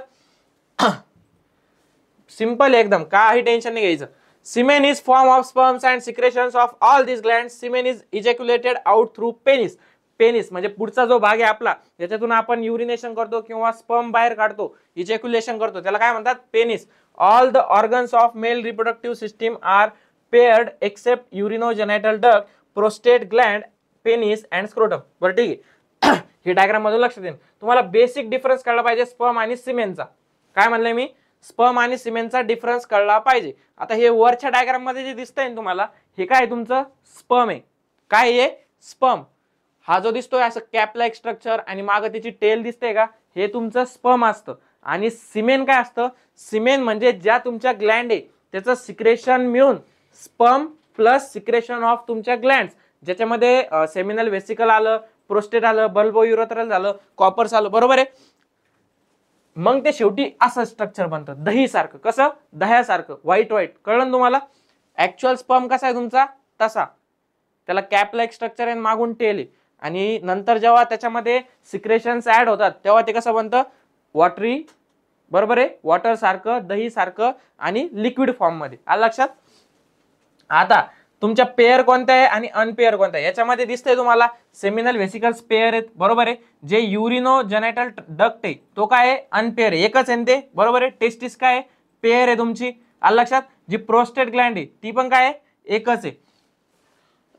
तेच सांगितलं इथं, काय काय कोणते कोणते सांगितलं, प्रोस्टेट ग्लँड, युरिनोजेनायटल, पेनिस, पेनिस ज्याच्यातून तुमचं युरिनेशन होतं किंवा बाहेर पडतात स्पर्म, आणि स्क्रोटम म्हणजे ती सॅक. आलं लक्षात. आता सरप्राइजिंग फॅक्ट काय, लेंथ ऑफ इच, हे फक्त तुम्हाला माहिती असलं पाहिजे, बरोबर आहे की नाही. सरप्राइजिंग फॅक्ट म्हणून दिलंय, आता टेक्स्टबुक मध्ये दिलंय तर आपल्याला शिकवणं पण भाग आहे, आणि तुम्हाला सुद्धा रीड करणं आवश्यक आहे. कधी कशाहून क्वेश्चन येईल काही सांगता येत नाही. लेंथ ऑफ इच, आता हे कोणासाठी असतं, हे ज्यांना आउट ऑफ मार्क घ्यायचे त्या मुलांसाठी असतं. जे आपले रेग्युलर आहे त्यांच्यासाठी काही टेन्शन नाही, त्यांनी सोडून द्यायचं, स्किप करायचं. Length of each epididymis is about 6 metre. काय सांगितले लेंथ इपिडिडायमिसची 6 metre. Length of a sperm is about 60 micrometre. या युनिट लक्षात ठेवायची, अशा ज्या पण संख्या येतात ना त्यांची युनिट लक्षात ठेवायची. पहिले इपिडिडायमिसचं 6 मीटर होतं, आणि आता काय स्पर्मची काय 60 micrometre. Such a small sperm has to cross the distance of approximately 6.5 metre while passing out of a male reproductive system. आता हे जे 60 मायक्रोमीटर वाला स्पर्म आहे त्याला किती 6.5 मीटरचं जे डिस्टन्स आहे कुठून रेटेड टेस्टिस पासून वास इफरन्स पर्यंत, वास इफरन्स पासून इपिडिडायमिस, नंतर वास डिफरन्स, नंतर इजॅक्युलेटरी डक्ट आणि नंतर युरिनोजेनिटल डक्ट. याच्यामधून क्रॉस होऊन किती 6.5 मीटर डिस्टन्स त्याला क्रॉस करायचे. Sperm needs large amount of energy for this purpose, fructose is present in the semen. आता हे सेंटेन्स तुम्हाला इम्पॉर्टंट आहे, प्रत्येकासाठी इम्पॉर्टंट आहे. काय आहे स्पेशली स्पर्म मध्ये फ्रुक्टोज प्रेझेंट आहे. काय आहे आपण बघितलं होतं, एनर्जी आपण कशापासून घेतो, एनर्जी आपण घेतो शुगर पासून. ओके, म्हणजे इंटेक काय असा करतो आपण कार्बोहायड्रेटचा. कार्बोहायड्रेटचं काय कशात कन्व्हर्जन होणार आहे, शेवटी आपण ग्लुकोज मध्ये करतो आणि ग्लुकोज मधून एनर्जी घेत होतो. पण सगळ्यात हाय सोर्स कोण आहे तुमचा, फ्रुक्टोज. काय फ्रुक्टोज, आणि फ्रुक्टोज कशामध्ये प्रेझेंट आहे तुमच्या स्पर्म मध्ये. आता sperm needs large amount of energy काय म्हणलंय, तुम्हाला असर्शन रिझन टाइप सुद्धा विचारू शकतात की असं सेंटेन्स देतात आणि त्याचं रिझन विचारतील तुम्हाला, बरोबर आहे की नाही. तर तुम्हाला काय सांगायचंय, कारण की स्पर्मला 6.5 मीटर डिस्टन्स काय करायचंय, 60 मायक्रोमीटरच्या स्पर्मला 6.5 मीटर डिस्टन्स जे ते कव्हर करायचंय मेल रिप्रोडक्टिव्ह सिस्टीमचं. त्याच्यामुळे त्याला लार्ज अमाऊंट ऑफ एनर्जी लागते आणि ती एनर्जी मुळे काय आहे, कशापासून घेतो तो, फ्रुक्टोज पासून. आला लक्षात. म्हणजे स्पर्म मध्ये सिमेन मध्ये काय प्रेझेंट आहे, फ्रुक्टोज प्रेझेंट आहे. ओके, आता दुसरं ह्युमन फिमेल रिप्रोडक्टिव्ह सिस्टीम. आता मेलची सिस्टीम बघितली आपण, स्पर्म बनण्यापासून तर स्पर्म कुठे इजॅक्युलेट होणार आहे तिथपर्यंत बघितलं. आता ज्याच्यामध्ये इजॅक्युलेट होणार आहे ते म्हणजे काय, ह्युमन फिमेल रिप्रोडक्टिव्ह सिस्टीम. याच्यामध्ये काय बनणार आहे, याच्यामध्ये तुमचं ओवम बनणार आहे. लेडीजचा जो गॅमेट आहे, फिमेल गॅमेट, तो याच्यामध्ये बनणार आहे. आलं लक्षात. आता लेडीजचं थोडंसं वेगळं असतं जेंट्स पेक्षा. All organs of female reproductive system are in abdominal cavity. आता यांचे कसं आहे, यांचे जे रिप्रोडक्टिव्ह ऑर्गन आहे ते कशामध्ये, त्यांच्या ॲब्डोमिनल कॅव्हिटीमध्ये. आपलं कुठं होतं, लोअर साइड ॲब्डोमिनल कॅव्हिटीच्या खाली होतं. का तर ते बॉडीचं टेम्परेचर साठी स्पर्म नाही बनू शकत त्या टेम्परेचरमध्ये, बरोबर नाही. त्याच्यामुळे आपल्याला स्क्रोटम दिलं होतं. It includes a pair of ovaries, a pair of oviducts, single uterus and a vagina. आता ही डायग्राम मध्ये तुम्हाला लक्षात येत आहे का, हे बघा हे काय तुमचं ओव्हरी, काय आहे ओव्हरी, ज्याच्यामध्ये काय बनणार आहे तुमच्या ओवम बनणार आहे, बरोबर आहे. आलं लक्षात. याला जे ओव्हम रिलीज होणार आहे ते ह्या डक्ट मधून जाणार आहे, म्हणून याला काय म्हणलंय, ओव्हिडक्ट. काय म्हणलंय, ओव्हिडक्ट. आता हे इकडून गेल्यानंतर कुठे येणार, हे तुमचं युटेरस आहे. जिथं काय असतं, जिथं आता समजा जिथं आपलं मेल गॅमेट ते समजा फ्युजन झालं, बरोबर आहे, फर्टिलायझेशन झालं आणि ते जिथं जाऊन चिटकणार इथं, आणि इथं काय तयार करणार, वॉर्म तयार करणार, किंवा जे आपलं बच्चू आहे ते बच्चू तिथं फॉर्म होणार. आलं लक्षात. त्या बच्चूसाठी सुरक्षा कवच कुठं बनणार, युटेरस मध्ये. मग हे काय आहे, युटेरस, आणि त्याच्या खाली काय, वजायना. आलं लक्षात. म्हणजे सगळ्यात आउटसाइडचा जो पार्ट आहे फिमेलच्या याचा कोणता आहे, वजायना. आपल्या इथं काय होतं, पेनिस, पेनिस मध्ये युरिनोजेनिटल डक्ट होतं. आलं लक्षात. मग वजायना मधून इथून स्पर्म एंटर करणार, कुठून, वजायना मधून इथून स्पर्म एंटर करणार आणि इथं जाऊन हे इस्थमस, एम्पुला, बरोबर आहे, या रिजन मध्ये इन्फंटिबुलम, या रिजन मध्ये. आता हे त्याचे डिटेल डिस्क्रिप्शन आहे या डायग्रामचं. कशाचं, या डायग्रामचं. इथपर्यंत तुम्हाला नाही विचारलेलं, पण मी सांगतोय का, तर तुम्हाला एक आयडिया असली पाहिजे. आता इथून निघणारा ओवम आणि इथून निघणारा तुमचं काय, स्पर्म, हे दोघं काय होणार, एकत्र येणार आणि काय, झायगोट फॉर्म करणार. काय करणार, फर्टिलायझेशन होऊन झायगोट फॉर्म. आता हे कुठं फर्टिलाइज होणार, म्हणजे झायगोट कुठे येणार त्यांचा, युटेरस मध्ये, आणि इथं तो काय होणार, सेटल डाऊन होणार आणि एक स्वतःसाठी प्रोटेक्टिव्ह कव्हरिंग तयार करणार. मग आपण बघतो 9 महिने, बरोबर आहे ना, 9 महिने 9 दिवस म्हणजे असं पोट फुगलेलं असतं, तिथं काय असतं, बच्चू फॉर्म होत असतो. आलं लक्षात. मग तो आपण याच्या वाटे बाहेर काढून घेतो डिलिव्हरीच्या टायमाला. आलं लक्षात. असं काही स्ट्रक्चर आहे फिमेलचं. आता हे बघितलं आपण, त्याच्यामध्ये काय काय इन्क्लूड आहे, पेअर ऑफ ओव्हरीज. काय म्हणलंय, कारण की लेफ्ट साइडनं पण आहे आणि राईट साइडनं पण, याच्यात दाखवलेलं नाहीये, पण हे सुद्धा काय ओव्हरी आहे, ही सुद्धा काय ओव्हरी आहे, दोन्ही साइडने. पेअर ऑफ ओव्हिडक्ट्स म्हणजेच हे ओव्हिडक्ट दोन्ही साइडने. आलं लक्षात. सिंगल युटेरस, युटेरस मात्र कसं आहे, सिंगल. काय सिंगल आहे, काय पेअर मध्ये, हे सुद्धा लक्षात ठेवा. युटेरस काय दिसतंय डायग्राम मध्ये, सिंगल दिसतंय, आणि वजायना काय, सिंगल आहे. आलं लक्षात. Besides a pair of Bartholin's Gland is also present. इथं वजायनाच्या तिथं आहे ना, आउटसाइडला आहे ना, बार्थोलिन्स ग्लँड असते. कोणती, Bartholin's gland. Generally every month and ovum is release in abdominal cavity alternately from each ovary. Every month काय सांगितलंय, दर महिन्याला. Every month and ovum is release in abdominal cavity alternately from each ovary. इकडून ovary दिसतंय.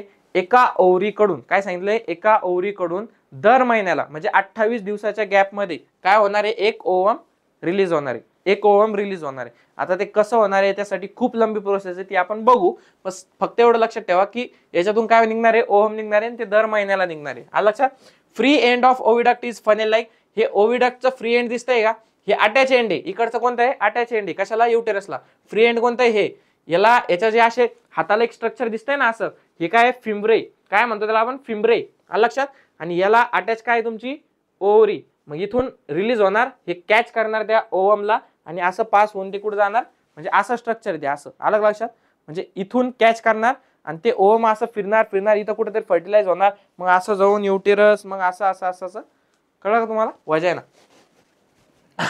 Free end of oviduct is funnel like. ते कसं आहे, funnel like. And opening is present at the centre of it. Oocyte enters the oviduct through that opening. कशातून, fimbriae मधून. cilia are present on inner surface of oviduct. This cilia push the oocyte towards the uterus. कुठं, uterus कडे त्याला push करणार. शेवटी कुठं त्याला settle down व्हायचं आहे, युटेरस मध्ये. आलं लक्षात. आणि फर्टिलायझेशन तिकडेच होणार. Free end of oviduct is funnel like. An opening is present at the center of it. Oocyte enters the oviduct through that opening. Cilia are present on inner surface of oviduct. These cilia push the oocyte. आता मला सांगा, cilia कसं कुठं कुठं असतात, आहे की नाठ वापर पटकन. चला, सिलिया असतात आपल्या अशा ट्रॅक्ट मध्ये किंवा अशा डक्ट मध्ये की जिथं आहे ना आपल्याला हे करायचं, काय म्हणतात त्याला, एका लोकेशन पासून दुसऱ्या लोकेशन पर्यंत पास करायचंय त्या सबस्टन्सला. तिथं काय प्रेझेंट असतं, तुमच्या सिलिया. सिलियाचं काम कसं असतं, ब्रश सारखं. आता इथं ब्रश नाही का, ओके, ब्रश असतं, तुम्हाला दाखवलं असतं. हे बघा, आता समजा ही बॉटल आहे, जाऊ द्या आपल्याकडे जे, आता सपोज हे काय करा, असं डक्ट आहे, काय कन्सिडर करा, हे डक्ट आहे, बरोबर आहे. हे असं डक्ट आहे, एक पाईपलाईन आहे, याच्यामधून आपल्याला इथून टाकायचंय आणि बाहेरून काढायचंय. अलग लक्षात. एखादी वस्तू आता मी जर अशीच टाकली, बरोबर आहे, अशीच टाकली. आता हा स्लिपरी आहे आणि हा असा भाग आहे, तर इथून इकडे वस्तू जाईल का, नाही. तेच जर आतमध्ये याला ब्रश लाईक स्ट्रक्चर असते, ब्रश लाईक, कसं म्हणले मी, ब्रश लाईक असे टोचणारे. मी जर इकडून टाकले ते एकमेकाला घासून घुसून, बरोबर आहे की नाही, ते असे पुढे ढकलले. झाडून कसं काढतो आपण, ते झाडू सारखं असे पुढे पुढे ढकलले जाईल, मग ते असं पास होईल, बरोबर आहे. लक्षात. तसं स्ट्रक्चर सिलिया. आता या सिलिया कुठं असतात, ओविडक्ट मध्ये. यांचं काम काय असतं, जो ह्या ओपनिंग मधून, ओविडक्टच्या ओपनिंग मधून जे ओव्हम कलेक्ट करतोय आपण, त्याला oocyte म्हणतो आपण, फिमेल गॅमेट. मग तो कुठपर्यंत यायचा, अँपुला, इस्तमस, हे दिसतंय, इस्तमस, अँपुला, इथपर्यंत पास करून युटेरस मध्ये पोहोचवायचं. एवढं काम कोणाचं असतं, सिलियाचं. आलं लक्षात. Gamete formation. आता मेन मुद्दा आहे आपला फर्टिलायझेशन होण्यासाठी काय आहे, गॅमेट फॉर्मेशन. गॅमेट फॉर्मेशन काय, both gametes that is sperm आणि ovum are form by meiosis. दोन्ही जे गॅमेट आपले ते कशापासून बनतात, मिओसिस पासून. आपण बघितलं होतं जर्म सेल्स मध्ये मिओसिस होतं आणि जो डिप्लॉइड नंबर आहे आपला तो कशामध्ये होतो, हॅप्लॉइड मध्ये. Sperms are produce in testis of men from beginning of maturation till death. आता स्पर्मची गंमत कशी आहे बघा, स्पर्म जो आहे ना आपला, तो स्पर्म हा जन्मापासून, आता जन्मापासून म्हणजे कसं आहे, अपने शक्तियों का एहसास हमें कब होता है, जब हम टीनेजर होते हैं, बरोबर है क्या नहीं. जब हम 14-15 साल के उस लेवल तक जाते हैं तब हमें एहसास होता है कि हमारे अंदर कितनी शक्तियां हैं, फिर वो सब शक्तियां बाहर आने लगती है, बराबर है कि नहीं.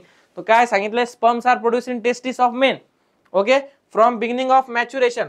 प्युबर्टी, प्युबर्टी कशाला म्हणतो आपण, 14-15-16 वर्षाचं जेव्हा आपण होतो, बरं नाही, ॲडोलसन्स एज जे असतं आपलं 17-18, तेव्हा आपल्याला या शक्तीचा एहसास व्हायला लागतो.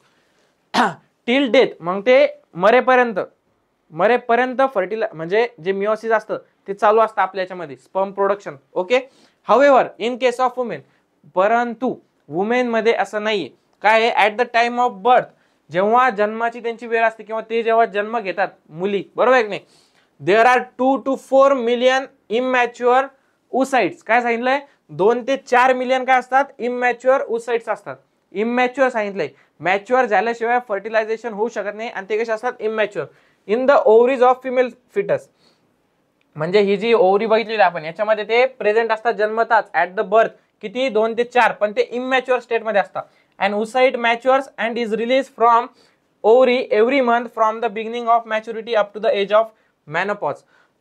आता सगळ्यात पहिले मॅनोपॉज म्हणजे काय, या प्रोसेसला मी सांगतो तुम्हाला लेडीज मध्ये कशी होते काय, त्यासाठी मेनस्ट्रुअल सायकल पण बघायची आपल्याला, पण एक सिंपल सांगतो तुम्हाला.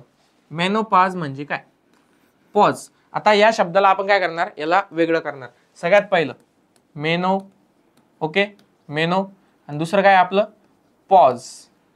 दिसतंय का रे, असं कमी करू का थोडी साईज, हे बघा, हा पॉज. पॉज म्हणजे काय, आपण जर गाणे ऐकत असलो किंवा व्हिडिओ बघत असलो, आपण काय करतो, आता तुम्ही माझ्या व्हिडिओला काय करणार, तुम्हाला सुसू लागली काय तर लागलं, पॉज करणार, बरोबर आहे. काय करणार, पॉज करणार. म्हणजे असं जे बटन आहे त्याचं कसं होऊन जातं, मग असं. अलग लक्षात, हे काय तुमचं पॉज, ओके. हे झालं पॉज. पॉज म्हणजे काय, ऍक्च्युअल मध्ये थांबवणे.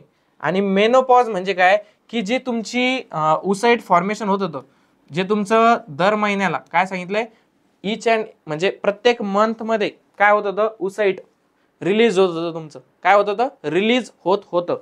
कशातून, ओव्हरी मधून. तर ते दर महिन्याला जे होणार आहे ना, ते स्टॉप होऊन जातं. कधी, मेनोपॉजला. म्हणजे ऍक्च्युअल जे तुमचं मिओसिस 2 होत असतं, काय होत असतं, मिओसिस 2 ते काय होतं, स्टॉप होतं. मिओसिस 2 होणं स्टॉप होऊन जातं आणि काय होतं, त्याला आपण काय म्हणतो, मेनोपॉज होतो. आता हे मेनोपॉज समजण्यासाठी तुम्हाला मेन्स्ट्रुअल सायकल माहिती पाहिजे. मेन्स्ट्रुअल सायकल्सच्या आधी ओजेनेसिस माहिती पाहिजे. ते आपण बघूया पुढच्या लेक्चरमध्ये. सध्या फक्त एवढं लक्षात ठेवा, जे आपलं म्हणजे गॅमेट फॉर्मेशन आहे फिमेलचं, ते कधी स्टॉप होतं, मेनोपॉज म्हणजे कधी, 45 इयर्स ऑफ एजला त्यांच्या. अलग लक्षात. आणि मेल्स मध्ये काय असतं, ते टिल डेथ असतं. आलं लक्षात. Menopause is the stoppage of functioning of female reproductive system at the age of about 40. काय एज आहे, 45 to 50 years. Secretion of hormones controlling the function of female reproductive system either stops or becomes irregular. This causes the menopause. म्हणजे त्याला जे hormones असतात, hormones जे important असतात, ते काय होतात, त्याचं सिक्रेशन होणं थांबून जातं. त्याच्यामुळे तो मेनोपॉज येतो. त्याच्यामुळे जे उसाईट फॉर्मेशन किंवा उसाईट रिलीज होणे किंवा इच महिन्याला जी मेन्स्ट्रुअल सायकल येते मुलींना, बरोबर नाही, ते होणं काय होतं, थांबून जातं. आलं लक्षात. कोणत्या एजला, 45 to 50 yearsच्या. माणसाचा एक तसं नाही, माणसाचं मॅच्युरेशन पासून, प्युबर्टी पासून तर टिल डेथ पर्यंत. आलं लक्षात. म्हणजे आता हे काय बघितलं आपण, गॅमेट फॉर्मेशन बघितलं. आता सगळ्यात मेन माणसाचं तर गॅमेट कळलंय तुम्हाला, स्पर्म असतात. स्पर्म म्हणजे तुमचं मेल गॅमेट आहे. ओके. फिमेलचं काय म्हणलं आपण, उसाईट. आता कसं असतं माहिती का, तुम्हाला मी जे सांगितलं इथं 2.2 to 4 million, परत नंतर 45व्या वर्षी त्यांचं मेनोपॉज होऊन जातं. ते कसं असतं हे बघा. जेव्हा मुलीचा जन्म होतो, काय सांगितलंय मी, कुठे गेले, हे बघा. जेव्हा मुलीचा जन्म होतो, ऍट बर्थ, आपण बघितलं की मिओसिस, काय बघितलं आपण, की जे मिओसिस 1 आहे आपलं, मिओसिस 1 मध्ये हॅप्लॉइड नंबर होतो, बरोबर आहे, हॅप्लॉइड नंबर होतो. आता हे बघा, ऍट बर्थ समजा हे 2n आहे. ओके. या 2n पासून काय बनणार आहे, मिओसिस 1 झाल्यावर n आणि n. आता हे जे मिओसिस 1 आहे ना, हे काय तुमचं 2 ते 4 मिलियन इमॅच्युअर उसाइट्स आहेत. काय, उसाइट्स. म्हणजे गॅमेट फॉर्मेशन केलं ना आपण, बरोबर आहे, हॅप्लॉइड नंबर आला ना, पण हे काय होतं, मिओसिस 1 होतं. ओके. हे ऍट बर्थ झालंय बरं का, ऍट बर्थ झालंय. 2 to 4 million immature oocyte form झाल्यात, बरोबर आहे, असे डिवाइड मिओसिस 1 होऊन. आता यातलं जे एक असतं ना, ही काय असते तुमची पोलार बॉडी. काय असती, पोलार बॉडी. म्हणजे ही वेस्ट म्हणता येईल त्याला, वेस्ट. की याचा यूज नाही होणार तुमच्या फर्टिलायझेशन मध्ये, याचा यूज नाही होणार. कशाचा होणार, याचा होणार. आता होतं काय, आपण बघितलं होतं की मिओसिस 2 झाल्यानंतर गॅमेट फॉर्मेशन होतं, बरोबर आहे. आता ही पोलार बॉडी आहे, बरोबर आहे. ह्या पोलार बॉडी पासून समजा पुढे जाऊन हे बनल, बरोबर आहे. नाही, यातलं सुद्धा एक काय राहील, सेकंड पोलार बॉडी राहील, बरोबर आहे. ओके, ठीक आहे, ते सोडून द्या.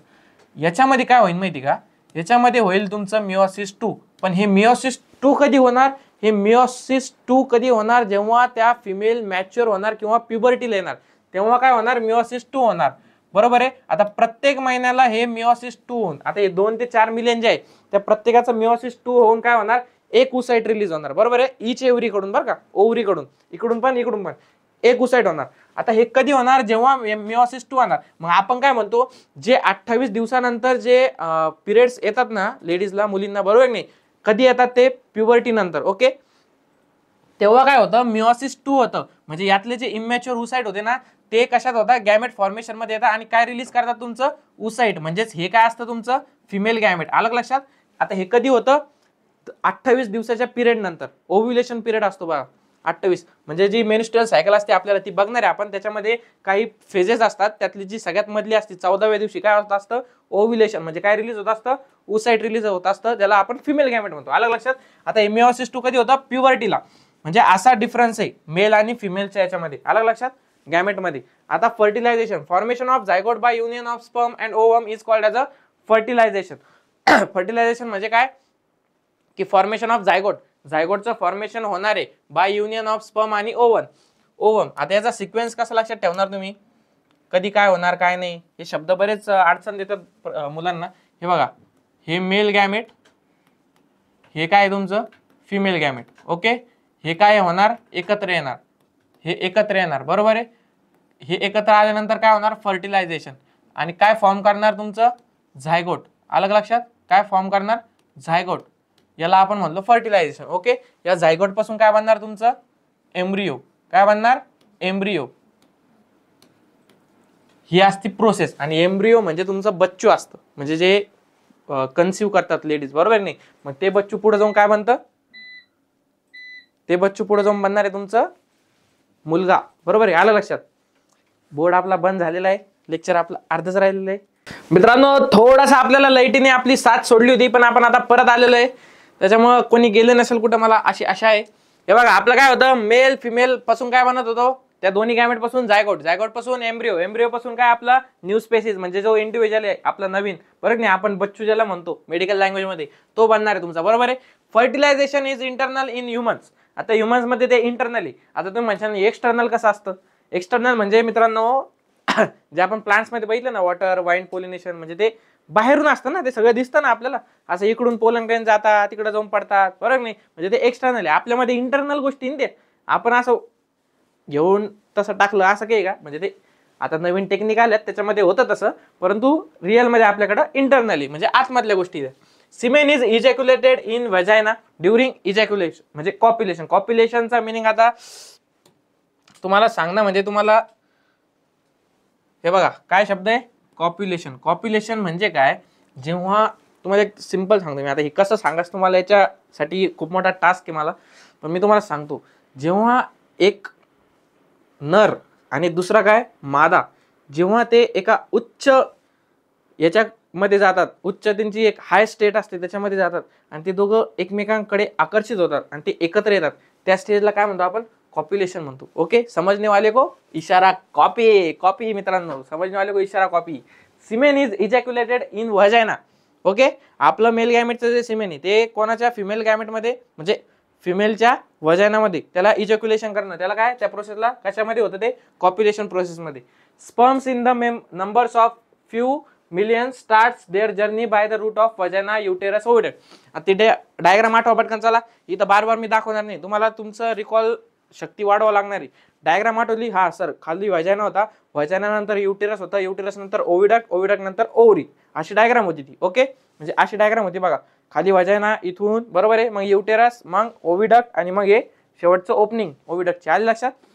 आता व्हजायनामधून स्पर्म एंटर करणार. आता हे स्पर्म काय 1 2 3 राहणार का, नाही, मिलियन्स मध्ये राहणार. काय मिलियन्स मध्ये. आणि ते कुठे जाऊन मग इथून ओसाइट निघणार त्यांचा फिमेलचा बरोबर नाही, मग ते दोघं फर्टिलाइज होणार. सिक्वेन्स कसा आहे स्पर्मचा, व्हजायना, युटेरस आणि oviduct. Okay, one of those few million sperms fertilise the only ovum present in the oviduct from the age of puberty up to the menopause from 10 to 17 years of age म्हणजेच काय प्युबर्टीचं age, आणि 45 to 50 years म्हणजेच काय मेनोपॉजचं age. And ovum is release every month from the ovary. ते जे आपण बघितले होते मिओसिस 1 होऊन पडलेले जे आपले उसाइट्स होते, आपले नाही लेडीजचे बरोबर नाही, ते काय होत होते मिओसिस 2 होऊन दर महिन्याला एक एक उसाइट बाहेर पडत होता एका ओव्हरी मधून. लक्षात. That is out of 2 to 4 million oocytes approximately only 400 oocytes are release. काय सांगितलंय, only 400 oocytes are release up to the age of menopause. दर महिन्याला एक जर विचार केला तर. Okay, remaining oocytes undergo degeneration. काय सांगितलंय डिजनरेशन. बाकीचे जे उरलेले जे उसाइट आहे ते कसे जातात डिजनरेशनला जातात. ओके, कामाचे कोणते 400, तेवढ्या याच्यामध्येच आपल्याला कॉप्युलेशन करावं लागतं, तेव्हाच मग ते आपल्या स्पर्म सोबत त्यांचे उसाइट फॉर्म होतात. काही काहींकडे ती शक्ती आधीच चालली जाते, आधीच डिजनरेट होऊन जाते. त्यांची जी कन्सिव्ह करायची जी शक्ती असते म्हणजे प्रेग्नन्सीची, ती काय जाती चालली जाते, मग ते कन्सिव्ह करू शकत नाहीत. ओके, त्यासाठी आपल्याकडे टेक्निक पण आहे भरपूर, ते आपल्याला या चॅप्टरच्या पुढे शिकायचे आहे. आजच्या लेक्चरमध्ये सांगून फायदा आहे का नाही. म्हणजे फर्टिलायझेशन कळालं ना तुम्हाला. स्पर्म कॉप्युलेशन प्रोसेसमध्ये रिलीज होणार व्हजायनामध्ये, व्हजायनामध्ये गेल्यानंतर तिथून तो व्हजायनामधून ओव्हिडक्टमध्ये म्हणजे युटेरसमध्ये, युटेरसमधून ओव्हिडक्ट, आणि तिथं काय होणार त्यांचं फर्टिलायझेशन होणार. तिकडून कोण येणार उसाइट्स, म्हणजे या पलीकडच्या रस्त्याने उसाइट आणि या अलीकडच्या रस्त्याने स्पर्म. बरं, हे स्पर्म काय साधे सुधे का 1 2 3 4 बोटावर मोजणे इतके का नाही, मिलियन्स मध्ये. पण कसं असतं, जसं वर्गामध्ये 100 मुलं असते त्यातले 1 2 जणच चांगले सक्सेस होते किंवा चांगले टॉपला जाते, तसंच काहीसं स्पर्मचं आहे मित्रांनो. तुमचे स्पर्म पण शेवटी तुमचेच आहे ना, शेवटी तुमचाच आदर्श घेतलाय त्यांनी, बरोबर आहे की नाही. मग तुम्ही जसे मागे राहिले तसे काही काही तुमचे स्पर्म्स पण आहेत जे तुमच्यावरती गेलेले, ते सुद्धा मागे राहिलेत. आणि जे काही काही हुशार त्यांनी स्वतःला डेव्हलप केलं, इव्हॉल्युशन बघितलं ना आपण, जे स्वतःला डेव्हलप केलं आणि जे पळाले त्या रेसमध्ये पुढं, मग ते काय झाले, फर्टिलाइज झाली आणि मग त्यांनी तुम्हाला मदत केली पुढची पिढी वाढवण्यासाठी. त्याच्यामुळे thanks to that sperm. Okay, सगळ्यांनी कमेंट्स मध्ये लिहायचंय थँक्स टू माय स्पर्म. आलं लक्षात. हे बघा असं असतं जायगोट आणि त्याच्यावरती हे स्पर्म दिसते का अशी लटकलेली, हे काय असतात स्पर्म, असं स्ट्रक्चर असतं त्यांचं, ओसाइट आणि स्पर्म्स. फर्टिलायझेशन आता बघितलंय तुम्ही. आता सगळ्यात मेनचा मुद्दा आहे आपला sex determination in human being. हा म्हणजे एक सेन्सिटिव्ह सब्जेक्ट आहे, कारण की बऱ्याच या गोष्टीमुळे बऱ्याच आपल्या ज्या स्त्रिया आहेत किंवा आपल्या माता भगिनी जे आहेत त्यांच्यावरती अत्याचार होतात गावाकडे, बरोबर की नाही, की बाबा तुझ्यामुळं म्हणजे कंटिन्यू 3-4 वेळेस मुलगी मुलगी मुलगीच होत जाते. आणि त्याचा दोष जो आहे त्यांच्याच सासू, ज्या स्वतः सुद्धा एक लेडीज आहे, त्याच त्यांच्यावरती अत्याचार करतात की बाबा तुझ्यामुळं आम्हाला वारस भेटत नाही, तुझ्यामुळे हे भेटत नाही. आणि वारस ज्यांना भेटलेत त्यांचे वारस सुद्धा त्यांचे चांगले, हा बरोबर आहे की नाही, चांगले लव लागलेत, आहे की नाही, ज्यांचे वारस आहे त्यांचे. मग मुली आणि मुलांमध्ये काही डिफरन्स आहे का? नाही. मुलगी पण तेवढंच आपल्याला सांभाळू शकते, मुलं पण तेवढेच सांभाळू शकते. त्याच्यामुळे ज्यांना जे भेटले त्याच्यामध्ये खुश राहायला पाहिजे. आता बऱ्याच जणांचं कन्फ्युजन असतं की मी काय सांगितलं, आपल्या ज्या माता भगिनी त्यांना काय टॉर्चर केलं जातं घरामध्ये, की तुझ्यामुळं फक्त आम्हाला वारस भेटायला फक्त मुलीच देऊ लागली तू, बरोबर नाही. आता मला एक सांगा, सेक्स डिटर्मिनेशन म्हणजेच काय आहे, की बाबा जो होणारा बच्चू आहे आपला, तो मुलगा आहे का मुलगी आहे. ओके, आता तो डिटरमाइन कसं काय होणार, म्हणजे तो मुलगा होणार आहे की मुलगी होणार, हे कोणावरती डिपेंड आहे.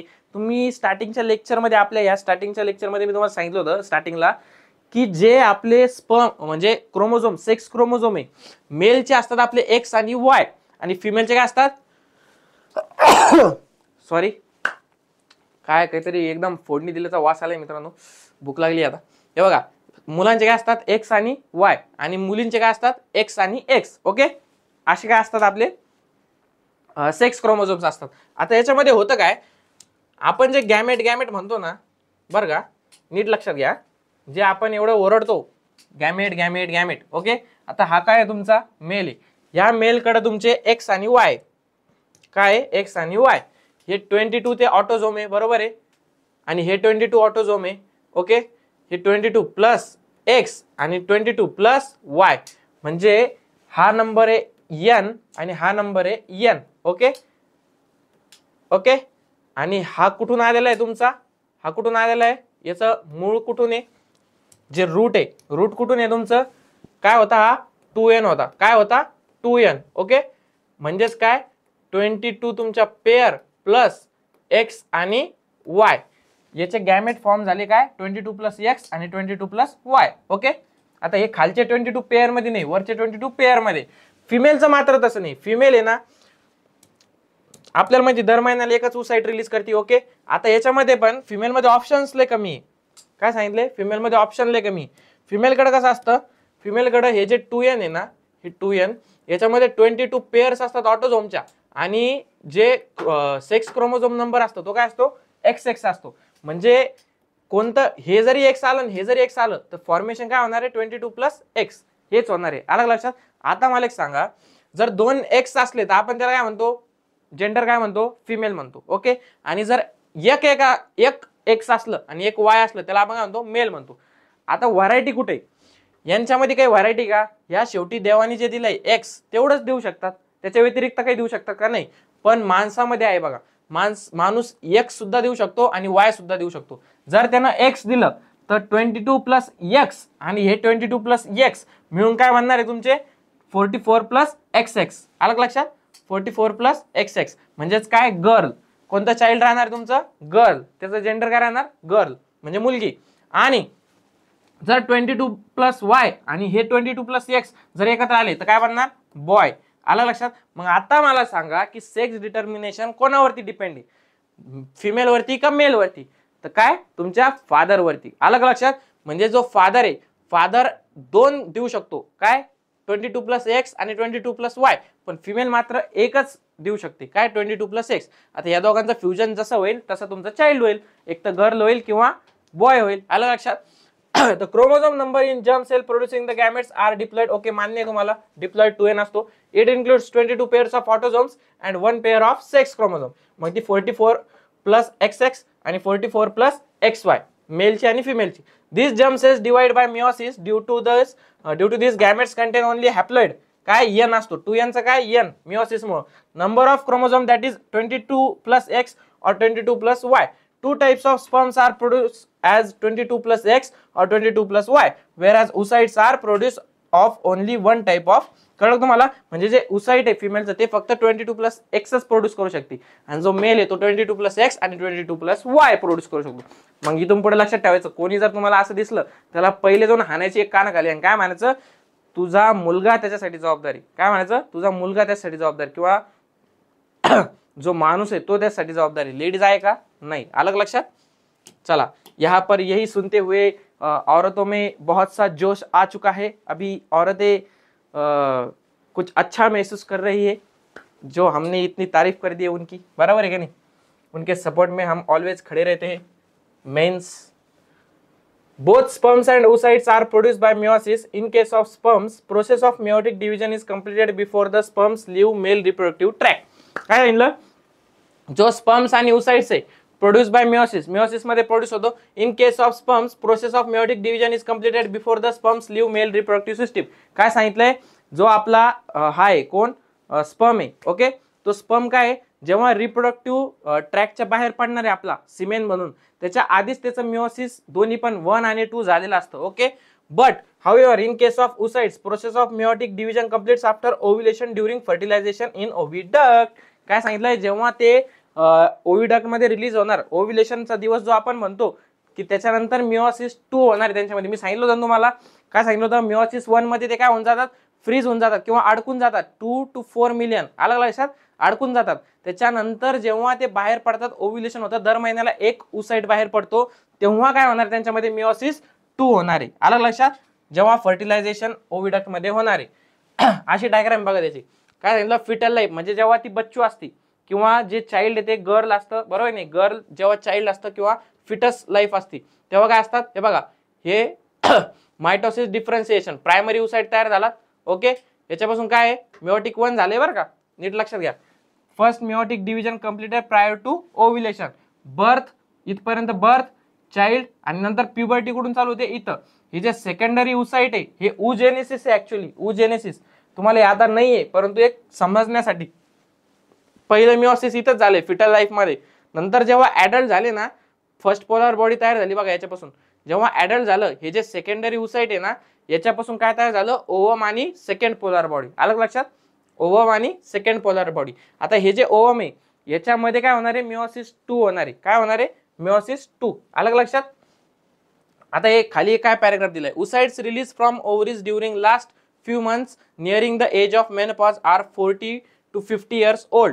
काय सांगितलं, oocyte release from ovaries during last few months nearing the age of menopause, मेनोपॉजच्या ज्या एज आहे 40 to 50 years मध्ये, तेव्हा शेवटच्या याच्यामध्ये जे oocyte रिलीज होणार आहे, their ability of division has been diminished, ती हळूहळू कशी कालांतराने कमी होत गेलेली आहे. Till now due to this they cannot complete meiotic division properly. If such oocyte are fertilize, the newborn produce from them may be with some abnormalities like Down syndrome. Example दिलेलं आहे. हे बघा, म्हणजे काय सांगितलंय की बाबा आपल्या इकडे तर कसं आहे स्पर्म मध्ये की बाबा मेयोटिक दोन्ही डिव्हिजन होऊनच तो बाहेर पडणार आहे. ओके, जो गॅमेट आहे मेल गॅमेट. फिमेल मध्ये तसं नाहीये, तो ओव्युलेशन मध्ये एक oocyte बाहेर पडणार, त्याच्यानंतर आपल्या सोबत आल्यानंतर त्याचं मेयोसिस 2 होणार. ओके, असं त्यांच्यामध्ये आहे. पण होतं काय, आता कोणतंही चाइल्ड कन्सिव्ह करण्यासाठी आधी फर्टिलायझेशन होणं इम्पॉर्टंट आहे, मेल आणि फिमेल गॅमेट मध्ये. आता दोघांमध्ये फर्टिलाइज होतं ठीक आहे, परंतु जे oocyte आहे ते oocyte जेव्हा मेनोपॉइजच्या टायमाला रिलीज होतं किंवा जेव्हा फिमेलचं, आता आपण बघतो जेवढे पण आपले कलाकार लोक आहे, बरोबर आहे, ऍक्टर्स आहे किंवा जे सेलिब्रिटीज लोक आहे, ते त्यांच्या करिअरला घडवण्यासाठी एक चांगला एज हे देतात, काय म्हणतात त्याला, टाइम पिरियड देतात त्यांच्या वयाचा. बरोबर आहे, 40-45. ज्या फिमेल ऍक्ट्रेस आहे त्या 30-35व्या वर्षी लग्न करतात, बरोबर नाही. आता होतं काय, जसा हा टाइम पिरियड जातो ना, म्हणजे प्युबर्टी पासून मेनोपॉज पर्यंत, तसं हळूहळू जी कन्सिव्ह करण्याची शक्ती आहे त्यांची ती सुद्धा कमी होऊन जाते. मग त्या टायमाला जेव्हा त्यांनी कन्सिव्ह केलं ना, कधी जेव्हा लास्ट मंथ बाकी असतात ह्या एजच्या 40-50व्या वर्षी, जेव्हा मेनोपॉज येणार आहे त्यांचा, त्याच्या आधी जे शेवटचे 3-4 महिने असते, तेव्हा जर त्यांनी कन्सिव्ह केलं ना, तर डाऊन सिंड्रोम सारखे आजार म्हणजेच कसे की जे चाइल्ड आहे ते डिफेक्टिव्ह चाइल्ड पैदा होणं, त्याच्यामध्ये काहीतरी क्रोमोझोमची ॲबनॉर्मॅलिटी असणं. आपल्याला माहिती क्रोमोझोम मध्ये डीएनएचा सेगमेंट म्हणजे जीन्स असतात, म्हणजे जीन्स मध्ये ॲबनॉर्मॅलिटी म्हणजेच तुमच्या ओव्हरऑल स्ट्रक्चर मध्ये ॲबनॉर्मॅलिटीज, बरोबर नाही. मग कोणाचं फेस स्ट्रक्चर थोडंसं वेगळं दिसतात, कोणी ब्रेन त्यांचा डेव्हलप होत नाही, अंडर डेव्हलप राहतो, म्हणजे अशा प्रकारच्या ॲबनॉर्मॅलिटीज तुमच्या चाइल्ड मध्ये दिसतात, बरोबर आहे. आलं लक्षात. कोणामध्ये जे थोडं उशिरा लग्न करतात किंवा जो मेनोपॉज टाइम आहे 40 ते 50 त्याच्या 1-2 महिन्या आधी कन्सिव्ह करतात, बरोबर नाही, प्रेग्नन्सी करतात, त्यांच्यामध्ये ही कंडिशन येते. अलग लक्षात. म्हणून जो योग्य पिरियड आहे त्याच टायमाला लग्न करा. मला माहिती मुलांना तर चांगलंच वाटत असं, मुलांना वाटत असं की सर आम्ही तर रेडी आहे, घरचेच तयार करा ना आम्हाला, म्हणजे घरचेच बघा ना कोणी, आहे का नाही. तसं नसतं. आधी तुमचं करिअर घडवा. तुम्ही जेवढ्या लवकर करिअर घडवणार तेवढ्या लवकर तुमचं लग्न होणार, आणि ते योग्य पिरियडमध्ये लग्न झाल्यानंतर तुमची जी सेक्शुअल लाईफ राहणार आहे किंवा जी सेक्शुअल हेल्थ राहणार आहे ती सुद्धा काय चांगली मेंटेन राहणार. तुमचं जे चाइल्ड आहे ते सुद्धा चांगलं हेल्दी जन्माला येणार. अलग लक्षात. त्याच्यामुळं सगळ्या गोष्टी टाइम टू टाइम करा. तसा अभ्यास सुद्धा टाइम टू टाइम करा. आता उद्याच्या लेक्चरमध्ये आपल्याला काय बघायचं आहे, उद्याच्या लेक्चरमध्ये आपल्याला रिप्रोडक्टिव्ह हेल्थ हा मेन टॉपिक बघायचा आहे आणि मेनिस्ट्रुअल सायकल सुद्धा बघायची आहे. त्याच्यामुळे उद्याचं लेक्चर कोणी मिस करू नका. आजचं लेक्चर जर तुम्हाला आवडलं असेल तर तुमच्या मित्रांपर्यंत शेअर करा, त्यांना सुद्धा कळू द्या रिप्रोडक्शन ॲक्च्युअलमध्ये काय शिकायचं आहे तुम्हाला 10वीला. अलग लक्षात. तुम्ही जे शिकताय ते चुकीचं आहे, त्यांच्यापर्यंत हा व्हिडिओ पोहोचवा, त्यांना शेअर करा. आपला व्हिडिओ आवडला असेल तर लाईक करा. आपल्या चॅनलवरती नवे असाल तर आपल्या चॅनलला सबस्क्राईब करा. बाकी तुमचा अभ्यास चांगला चालू आहे, त्यासाठी जी मदत लागणार ती आम्ही प्रोव्हाइड करतच आहोत. तर चला भेटूया उद्याच्या लेक्चरमध्ये. तोपर्यंत bye, take care, see you, thank you.